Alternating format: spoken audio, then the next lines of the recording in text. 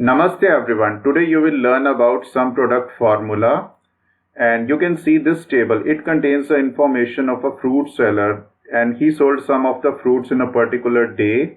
Here in this D column the rates are written, and in this E column the quantities sold by him in kilograms are mentioned, and we want to calculate his total sale revenue of the day. Okay, first of all let us do it manually without using formula. Here in this cell we will multiply these two to calculate the total amount earned by him for the mangoes. Okay, this is the asterisk sign which you can use with the help of shift button. Multiply this.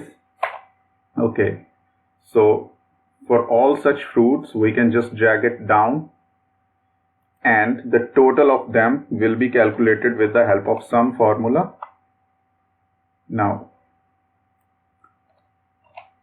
so here is the answer.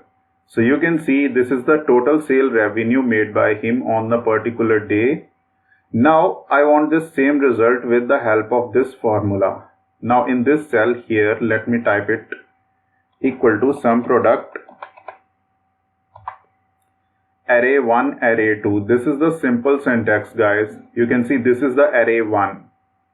So I have to use the values present in this array, comma, and array 2. This will be array 2 because the corresponding elements will be multiplied with each other, and at the end it is going to perform the sum for me.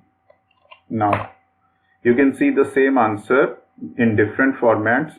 So you can see in 2 or 3 steps we got the same answer as we have got for the whole of the calculation which we have done manually.